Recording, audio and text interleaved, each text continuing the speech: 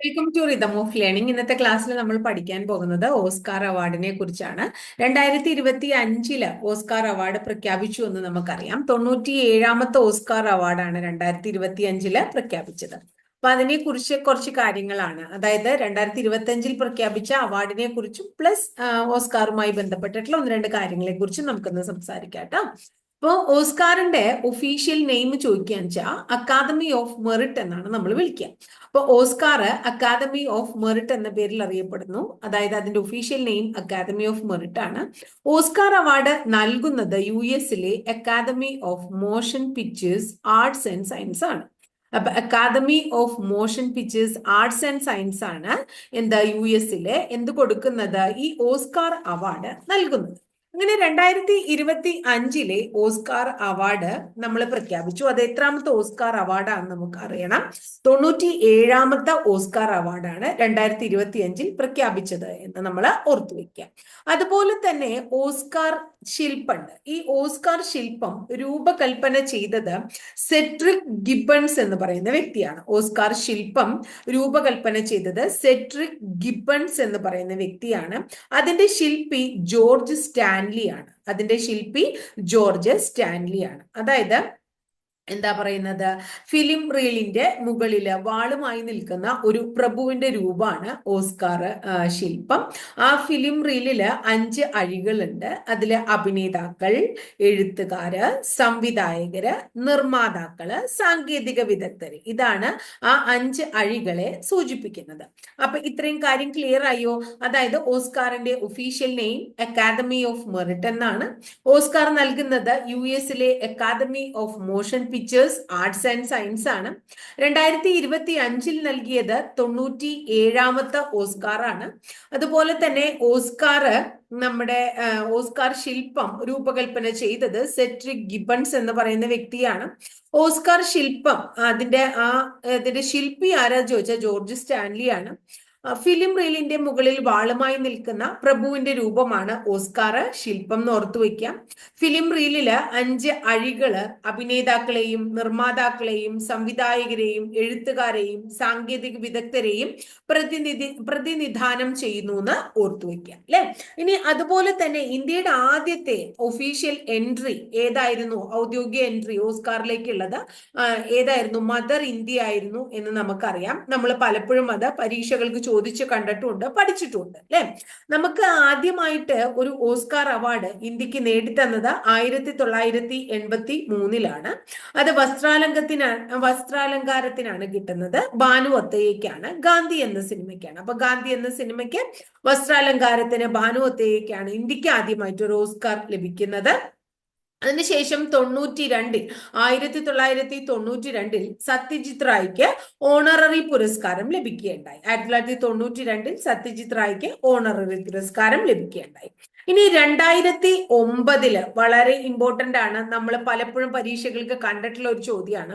അതായത് നമുക്ക് ഓസ്കാർ ലഭിക്കുകയുണ്ടായി സ്ലം ഡോഗ് മില്യനെയർ അല്ലെ, അത് നമ്മൾ കേട്ടിട്ടുണ്ട്. Original score Slumdog Millionaire ആണ്. ആരാണ് വ്യക്തി? AR റഹ്മാന്. അതുപോലെ തന്നെ AR റഹ്മാന് മാത്രല്ല, എന്താണ്, റസൂൽ പൂക്കുട്ടിക്കും എന്ത് ലഭിച്ചിട്ടുണ്ട്? നമ്മുടെ ഓസ്കാർ ലഭിക്കുകയുണ്ടായി അല്ലെ. അതായത് എന്താണ്, റസൂൽ പൂക്കുട്ടിക്ക് സൗണ്ടിനാണ് ലഭിച്ചത്. സ്ലം ഡോഗ് മില്യനെയറിലെ സൗണ്ടിനാണ് റസൂൽ പൂക്കുട്ടിക്ക് ലഭിച്ചത്. ഇനി ഒറിജിനൽ സോങ് ആയിട്ട് അന്ന് തെരഞ്ഞെടുത്തത് ജയ് ഹോ എന്ന് പറയുന്ന എന്താ പറയാ പാട്ടാണ്. സ്ലം ഡോഗ് മില്യനെയറിലെ സംഗീത സംവിധായകൻ MR റഹ്മാനും ഗാനരചയിതാവ് ഗുൽസാറുമായിരുന്നു. അപ്പൊ അത് 2009 നേടിയതാണ്. ഇതൊക്കെ നിങ്ങൾക്ക് അറിയാം, എന്നാലും ഞാനൊന്ന് ഓർമ്മിപ്പിക്കാൻ വേണ്ടി പറഞ്ഞു എന്ന് മാത്രമേ ഉള്ളൂ. 2023 മികച്ച ഡോക്യുമെന്ററി ഷോർട്ട് ഫിലിം ആയിട്ട് ദ എലിഫന്റ് വിസ്പറേഴ്സ് കിട്ടുകയുണ്ടായി. 2023 ഓസ്കറിൽ ഇന്ത്യ വന്നത് മികച്ച ഡോക്യുമെന്ററി ഷോർട്ട് ഫിലിം ആയിട്ടാണ് ദ എലിഫന്റ് വിസ്പറേഴ്സ് എന്നാണ്. അതുപോലെ തന്നെ ഒറിജിനൽ സോങ് നാട്ടു നാട്ടു എന്ന് പറയുന്ന ഒറിജിനൽ സോങ്. അപ്പൊ ഇത്രയും കാര്യങ്ങളൊന്ന് ഓർത്തു വെക്കണം. നമ്മുടെ ഭാനു അത്തയ്യക്ക് ആദ്യം ലഭിച്ചു, വസ്ത്രാലങ്കാരത്തിന് ഗാന്ധി സിനിമ 1983. പിന്നെ 1992 സത്യജിത് റേക്ക് ഹോണററി പുരസ്കാരം. 2009 അല്ലെ ആർക്കൊക്കെയാണ്? റസൂൽ പൂക്കുട്ടി, അതുപോലെ തന്നെ ആരാണ് AR റഹ്മാൻ അല്ലെ. അപ്പോ അങ്ങനെയുള്ള ആൾക്കാർക്കൊക്കെ കിട്ടി. അതുപോലെ തന്നെ മികച്ച ഡോക്യുമെന്ററി ഷോർട്ട് ഫിലിം ആയിട്ട് 2023 ദ എലിഫന്റ് വിസ്പറേഴ്സിനാണ് കിട്ടിയത്. ഒറിജിനൽ സോങ് നാട്ടു നാട്ടു. ഇനി നമുക്ക് 2025 പ്രഖ്യാപിച്ച 97ാമത്തെ ഓസ്കാറിനെ കുറിച്ച് നോക്കാം. 97ാമത്തെ ഓസ്കാറില് മികച്ച ചിത്രമായി തെരഞ്ഞെടുത്തത് അനോറയാണ്. 97ാമത്തെ ഓസ്കാറില് മികച്ച ചിത്രമായി തിരഞ്ഞെടുത്തത് അനോറയാണ്. മികച്ച സംവിധായകൻ അനോറയുടെ തന്നെ സംവിധായകനായ ഷോൺ ബേക്കർ ആണ്. മികച്ച സംവിധായകൻ ഷോൺ ബേക്കർ, സിനിമ അനോറ. മികച്ച നടി അനോറയിലെ തന്നെ നടിയാണ്. അവരുടെ പേര് മൈക്കി, ആരാണ്? മൈക്കി മാഡിസൺ ആണ്. അപ്പൊ മികച്ച നടി മൈക്കി മാഡിസൺ ആണ്. മികച്ച നടൻ ദ ബ്രൂട്ടലിസ്റ്റ് എന്ന സിനിമയിലെ അഡ്രിയൻ ബ്രോഡി ആണ്. ആരാണ്? Adrian Brody, cinema the brutalist കേട്ടോ. ഇനി മികച്ച സഹനടിയായി തെരഞ്ഞെടുത്തത് എമിലിയ പെരസ് എന്ന സിനിമയിലെ സോയി സാൽഡാന. മികച്ച സഹനടി സോയി സാൽഡാന. മികച്ച സഹനടി സോയി സാൽഡാന. മികച്ച സഹനടൻ സിനിമ എ റിയൽ പെയിൻ. നടന്റെ പേര് കീറൻ കുൽക്കിൻ എന്നാണ്. കീറൻ കുൽക്കിൻ ആണ് മികച്ച സഹനടൻ കേട്ടോ. ഇനി മികച്ച അന്താരാഷ്ട്ര ചിത്രമായി തെരഞ്ഞെടുത്തത് ബ്രസീലിയൻ ചിത്രമാണ് I am still here. I am still here എന്ന ബ്രസീലിയൻ ചിത്രമാണ് മികച്ച ഇന്റർനാഷണൽ ഫിലിമായിട്ട് ഓസ്കാറിൽ തെരഞ്ഞെടുത്തത്. മികച്ച തിരക്കഥയും അനോറയുടെ തന്നെയാണ്. അപ്പൊ ഒന്നുകൂടെ നമുക്ക് പറയാം. 97ാമത് ഓസ്കാർ അവാർഡ് 2025 പ്രഖ്യാപിക്കുന്നു. അതിലെ മികച്ച സിനിമ അനോറ. മികച്ച സിനിമ അനോറ. മികച്ച തിരക്കഥയും അനോറ. മികച്ച സിനിമ അനോറ. മികച്ച തിരക്കഥ അനോറ. മികച്ച സംവിധായകനും അനോറയുടെ സംവിധായകൻ ഷോൺ ബേക്കർ. മികച്ച സംവിധായകൻ അനോറയുടെ സംവിധായകൻ ഷോൺ ബേക്കർ. മികച്ച നടി അനോറയിലെ നടി മൈക്കി മാഡിസൺ. അനോറയിലെ നടി മൈക്കി മാഡിസൺ. മികച്ച നടൻ ദ ബ്രൂട്ടലിസ്റ്റ് എന്ന സിനിമയിലെ അഡ്രിയൻ ബ്രോഡി. മികച്ച സഹനടി എമിലിയ പെരസ് എന്ന സിനിമയിലെ സോയി സൽദാന. മികച്ച സഹനടൻ എ റിയൽ പെയിൻ എന്ന സിനിമയിലെ കീറൻ കുൽക്കിൻ. ആരാണ്? കീറൻ കുൽക്കിൻ. മികച്ച ഡോക്യുമെന്ററി നോ അതർ ലാൻഡ്സ്. മികച്ച ഡോക്യുമെന്ററി, അതുകൂടി ഒന്ന് നോക്കാം, നോ അതർ ലാൻഡ്സ്.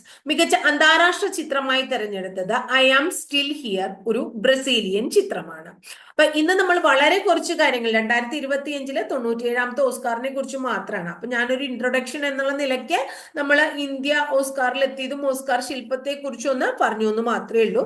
അപ്പോൾ ഇന്ന് ഈ ഓസ്കാർ 2025 പ്രഖ്യാപിച്ച ഓസ്കാർ വളരെ ഭംഗിയായിട്ട് നിങ്ങൾ പഠിച്ചു വെക്കുക. ഇനി വരുന്ന പരീക്ഷകൾക്ക് തീർച്ചയായിട്ടും നിങ്ങൾക്ക് ചോദിക്കുന്ന ഇതിലൊരു ചോദ്യം തീർച്ചയായിട്ടും നിങ്ങളോട് ചോദിക്കും. അപ്പൊ ക്ലാസ് ഒക്കെ ഇഷ്ടപ്പെട്ടുവെങ്കിൽ തീർച്ചയായിട്ടും നിങ്ങളൊന്ന് ലൈക്ക് ചെയ്യണം. കൂടാതെ നിങ്ങളുടെ കൂട്ടുകാർക്കൊന്ന് ഷെയർ ചെയ്ത് കൊടുക്കൂ. ആദ്യമായിട്ട് ചാനൽ കാണുന്ന കുട്ടികൾ ചാനൽ ഒന്ന് സബ്സ്ക്രൈബ് ചെയ്യുന്നതോടൊപ്പം ബെൽ ബട്ടൺ കൂടി ക്ലിക്ക് ചെയ്യുമ്പോൾ ഞാൻ ഓരോ ദിവസം അപ്ലോഡ് ചെയ്യുന്ന വീഡിയോസ് കൃത്യമായിട്ട് നോട്ടിഫിക്കേഷൻ രൂപത്തിൽ ലഭിക്കുകയും ചെയ്യും. അപ്പൊ അടുത്ത ദിവസം വളരെ നല്ലൊരു ടോപ്പിക്കുമായി നമുക്ക് വീണ്ടും കാണാം കേട്ടോ.